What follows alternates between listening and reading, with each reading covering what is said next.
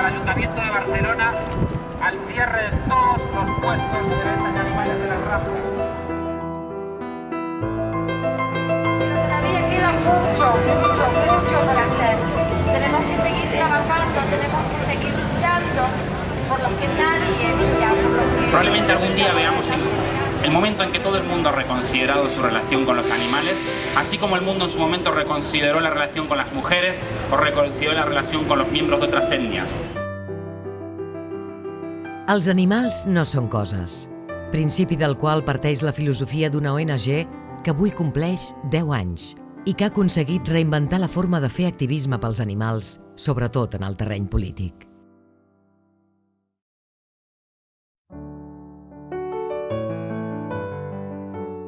Any 2004, ciutat de Barcelona, Catalunya. Un grup d'activistes alliberacionistes es reuneixen per a crear l'associació animalista Libera, sota els principis de pau, coneixement i alliberament. Es crea aleshores un espai civil i organitzatiu on persones preocupades pels assumptes de l'ètica i els drets uneixen els seus coneixements, forces i voluntats rere d'un objectiu comú: aconseguir l'alliberació animal.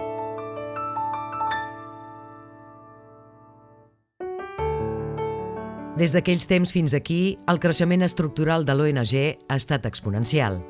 Libera compta avui amb 3 delegacions a Catalunya, 4 a l'estat espanyol i 9 més en el territori llatinoamericà. Disposa, a més, del local social més gran de l'estat espanyol, l'Ecocentre, al barri de l'Eixample de la ciutat de Barcelona. Aquest centre cultural animalista i ecologista és el primer del seu gènere a Europa i acull cada setmana desenes d'activitats com xerrades, conferències, passos documentals, tallers de cuina vegetariana, activitats per a nens, les reunions i juntes pròpies de l'ONG i els seus grups de treball, així com activitats culturals i artístiques emmarcades en el projecte Liberarte, que pretén fomentar l'art i les expressions culturals favorables a la idea i filosofia de l'alliberació animal.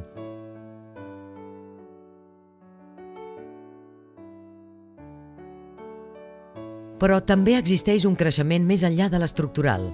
que és el creixement en resultats favorables als animals en aquests 10 anys. Les campanyes més efectives de l'ONG a Catalunya poden enumerar-se segons l'impacte social que varen tenir. Una forta participació i compromís en la plataforma Prou, que va aconseguir l'abolició de les corrides de toros.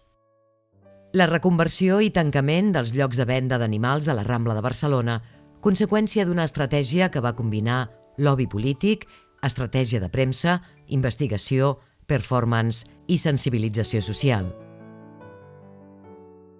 La reconversió de 15 mercats de venda ambulant d'animals vius a Catalunya en el marc de la campanya Mercats Ètics, que encara segueix activa, gràcies a la qual més de 100.000 animals a l'any han estat alliberats de ser exposats i maltractats als mercats ambulants de les diferents ciutats i pobles catalans, una campanya on van participar centenars d'activistes i es van registrar milers de dades durant gairebé 3 anys d'investigació.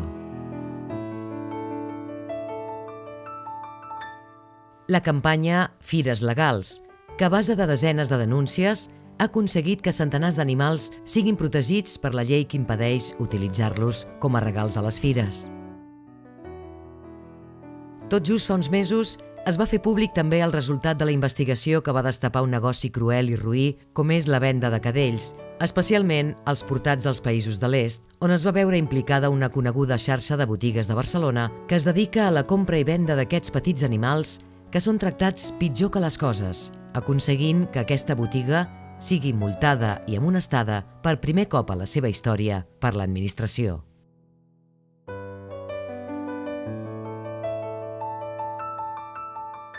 També la campanya Libera a Susi va motivar l'interès de la premsa nacional i internacional quan figures com l'escriptor José Saramago, la reina Sofia o l'actor Miguel Ángel Silvestre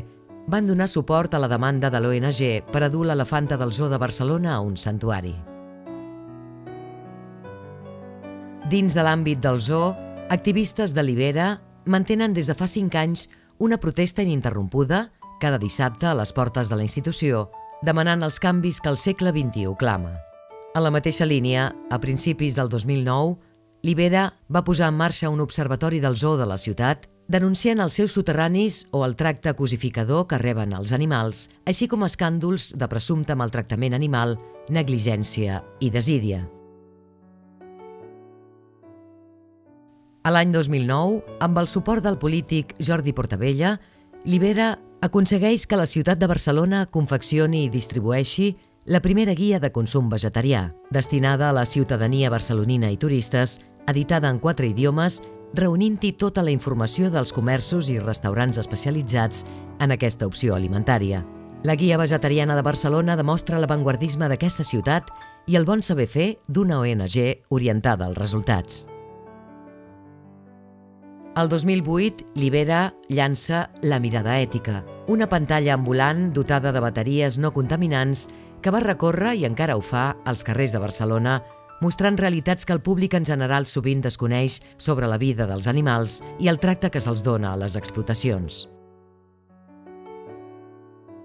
El 2012, mitjançant un acord amb el Col·legi Oficial de Veterinaris de la província de Barcelona, especialment amb la Comissió de Benestar Animal, es va impulsar una campanya massiva per a desmotivar els anuncis de venda de cadells en clíniques veterinàries, aconseguint que més del 90% de les clíniques de la ciutat es comprometessin amb l'eliminació d'aquests cartells anunciadors en els seus establiments. L'any 2013, amb l'objectiu d'aconseguir millors polítiques públiques de protecció animal, la delegació de Libera a Tarragona va aplegar les protectores d'animals locals i, en col·laboració amb la plataforma Iniciativa Animalista, van posar en marxa Projectant Projecte, amb l'objectiu d'assessorar les administracions en polítiques de castracions, foments de les adopcions i protecció dels animals. Des de començaments de 2008, Libera va liderar una campanya per avançar a màxima velocitat en la prohibició de l'ús dels animals en circs a les poblacions catalanes, amb la campanya Catalunya lliure d'animals en circs. Avui, amb 99 municipis declarats i amb més del 70% d'habitants de Catalunya vivint en algun d'ells, una setmana abans de les eleccions catalanes de 2013, Libera proposa la firma d'un preacord electoral per a declarar Catalunya lliure d'animals en circs.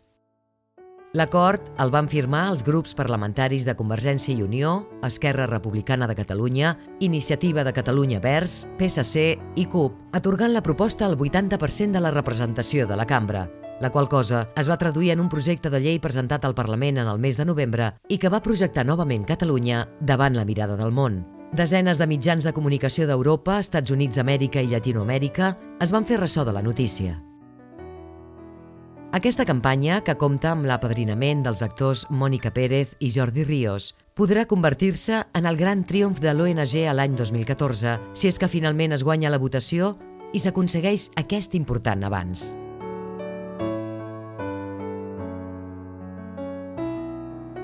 Foment de les adopcions, rescat d'animals, organització de protestes, més de 100 taules informatives a l'any, recollida de pinso i aliment per albergs, organització de sopars benèfics per a protectores d'animals, repartiment de postals i informació d'interès, xerrades en àmbits acadèmics, són altres de les centenars d'accions que aquesta ONG desenvolupa i ha desenvolupat en el territori català des del seu naixement i fins avui. I així com a Catalunya, en cada una de les seves 16 delegacions, les victòries en favor dels animals han anat arribant a poc, campanya rere campanya.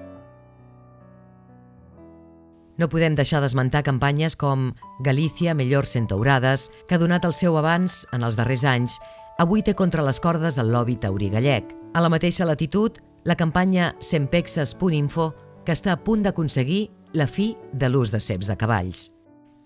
Campanyes com I Jo, el zoo virtual que es va proposar com a alternativa al Zoo Maria Barcelona, o l'impost ètic, campanya duta amb l'eurodiputat Raül Romeva, que pretén augmentar a màxima velocitat l'aprovació de mètodes alternatius a la vivisecció. O a Llatinoamèrica, la campanya Basta de Tas, que gràcies a l'invalorable suport de la Fundació Franz Weber, en aquest com en tants altres àmbits i projectes, està avançant de mica en mica per a posar fi a l'ús de cavalls com a mètode d'atracció. Tampoc hem d'oblidar-nos d'enviar el nostre suport i solidaritat en un moment especial i determinant a les nostres companyes a Tucumán, Argentina, que en aquest moment estan patint una acusació d'imputació per robatori després d'haver rescatat de la mort a gossos de baralles. Per tot això, perquè hem fet molt però és molt més el que ens queda per fer, és que per primer cop a la història d'aquesta ONG,